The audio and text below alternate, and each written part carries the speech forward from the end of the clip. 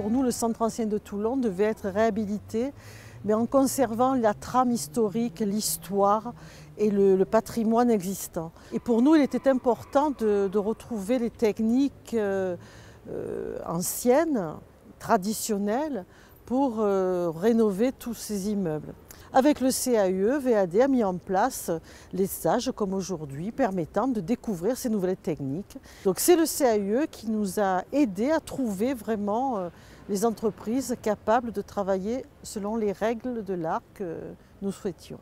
Le CAUE, depuis la loi de 1977, a entre autres pour mission de proposer des formations aux architectes, aux professionnels du bâtiment, mais aussi aux techniciens et aux élus des collectivités locales.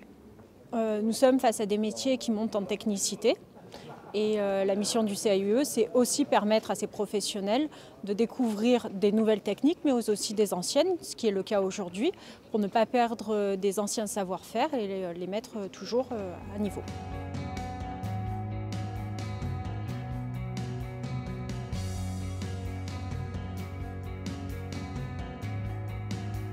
Très finement.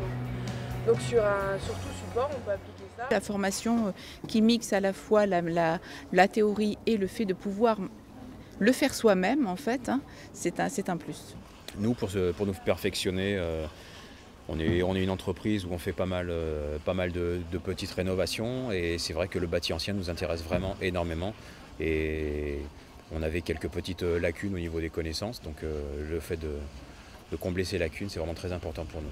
La réussite de ma formation pour tous les gens qui l'ont suivi, c'est qu'ils soient déjà convaincus du bien fondé de l'usage de la chaux sur le bâti ancien, tant pour des raisons techniques que pour des raisons esthétiques. C'est-à-dire que chacun y trouve, en fonction de son métier, son intérêt. Le maçon par l'usage de la chaux et le plaisir de voir son ouvrage durer dans le temps. L'architecte par rapport à l'esthétique que procure la chaux et également la pérennité.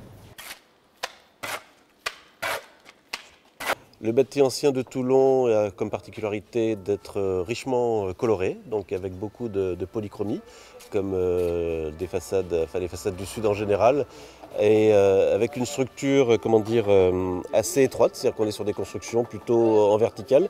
Donc en jouant sur la polychromie des différentes façades, on va rythmer cette architecture et donner beaucoup de couleurs à nos rues. Alors le choix des matériaux est important par rapport à la compatibilité chimique et mécanique, à savoir que si nous ne mettons pas les matériaux qui sont compatibles, si nous ne mettons pas de la chaux, nous risquons d'avoir dans les habitations des problèmes d'humidité qui résurgentes et récurrentes, et sur les façades des problèmes de fissuration, donc des choses assez inesthétiques, on va dire.